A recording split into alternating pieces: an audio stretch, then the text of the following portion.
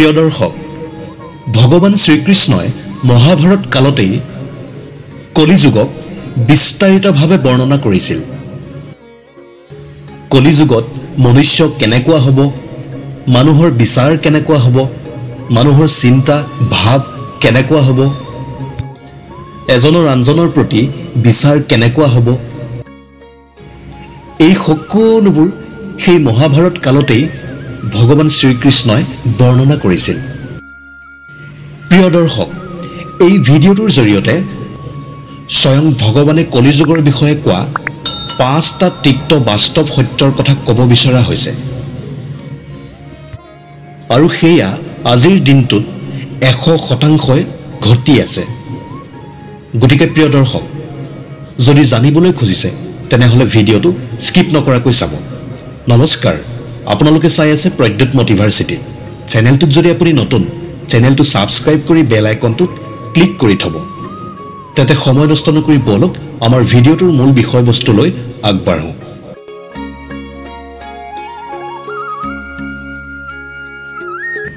মহাভাৰত কালত 5 পাণ্ডৱে এইটো জানিবলৈ খুব আগ্ৰহী হৈছিল যে কলিযুগতনো মনুষ্য কেনেকুৱা হ'ব, কি কৰিব, মানুহৰ বিচাৰ কেনেকুৱা হ'ব। আৰু সেইবাবেই 5 পাণ্ডৱে এদিন ভগৱান শ্ৰীকৃষ্ণক সুধিলে যে হে ঈশ্বৰ, কলিযুগত মানুহ কেনেকুৱা হ'ব, তেওঁলোকৰ ব্যৱহাৰ বিচাৰ চিন্তা ভাৱধাৰা কেনেকুৱা হ'ব, এজনৰ আনজনৰ প্ৰতি ভাৱ কেনেকুৱা হ'ব।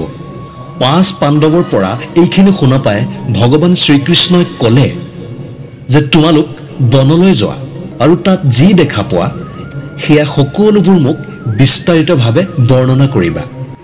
তাৰপিছত ভগৱানৰ কথা মতেই 5জন ভাতৃ বনলৈ গৈছিল, আৰু বনৰ পৰা আহি ভগৱান শ্ৰীকৃষ্ণক কি ক'লে আহকচোন জানো।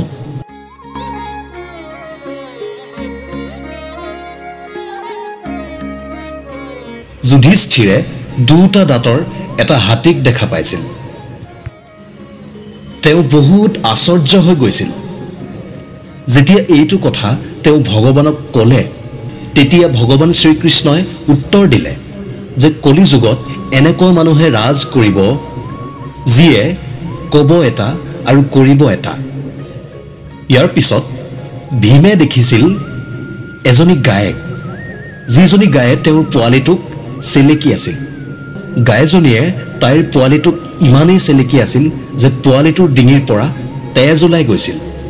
ভীম আচৰিত হৈ গৈছিল, ভয় খাই গৈছিল। তাৰপিছত ভগৱান শ্ৰীকৃষ্ণৰ পৰা ইয়াৰ অৰ্থ জানিবলৈ বিচাৰিলে। তেতিয়া শ্ৰীকৃষ্ণই উত্তৰ দিলে যে কলিযুগত মানুহৰ নিজৰ সন্তানৰ প্ৰতি ইমানেই মায়া থাকিব, ইমানেই বেছি মৰম থাকিব যে সেই মৰম আৰু মমতাৰ কাৰণে সন্তানৰ বিকাশত বাধা হ'ব।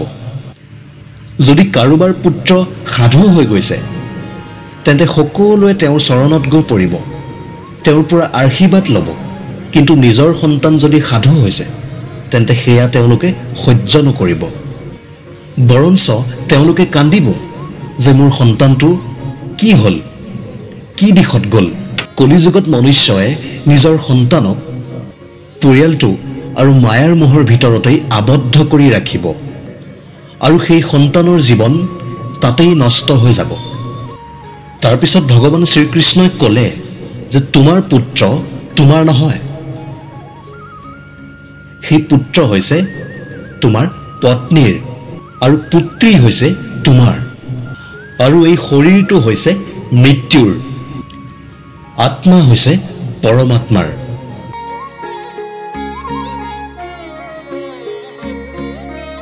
অৰ্জুনে এটা চৰাইক দেখিছিল। অৰ্জুনে দেখিছিল যে এটা চৰায়ে এটা মৰা মানুহৰ মাংস খাই আছিল।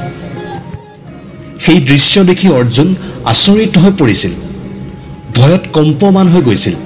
তেতিয়া ভগৱান শ্ৰীকৃষ্ণই ক'লে যে কলিযুগত এনেকুৱা মানুহেই জন্ম ল'ব যাক সমাজে বিদ্বান বুলি ক'ব, আৰু সেই বিদ্বান লোকে এইটোৱেই বিচাৰি থাকিব যে তেওঁৰ মৃত্যু কেতিয়া হয়, যিমান পাৰি সোনকালে মৃত্যু হ'ব লাগে, যাতে মৃত্যুৰ পিছত সেই মানুহজনৰ সম্পত্তিবোৰ তেওঁ আত্মসাৎ কৰিব পাৰে। কলিযুগত মানুহৰ মস্তিষ্কত লাগিলে যিমানেই জ্ঞান নহওক কিয় তেওঁৰ দৃষ্টি কেৱল আনৰ সম্পত্তিৰ ওপৰতেই থাকিব। ইয়াৰ পিছত নকুলে দেখা পাইছিল যে এটা পাহাৰৰ ওপৰৰ পৰা এটা প্ৰকাণ্ড পাথৰ তললৈ খহি আহি আছিল। পাহাৰটোত যিমান প্ৰকাণ্ড বৃক্ষ আছিল সেই প্ৰকাণ্ড বৃক্ষবোৰেও কিন্তু পাথৰটোক বাধা দিব পৰা নাছিল। কিন্তু অলপ দূৰ অহাৰ পাছত এডাল সৰু বৃক্ষই সেই পাথৰটোক ৰখাই দিলে। সেই সৰু বৃক্ষডালত খুন্দা খাই সেই পাথৰটো তাতে ৰৈ গ'ল। ইয়াৰ অৰ্থ ক'বলৈ গৈ ভগৱান শ্ৰীকৃষ্ণই ক'লে যে কলিযুগত মনুষ্যৰ মস্তিষ্কত বহু বুদ্ধি থাকিব, মনুষ্য বুদ্ধিমান হ'ব,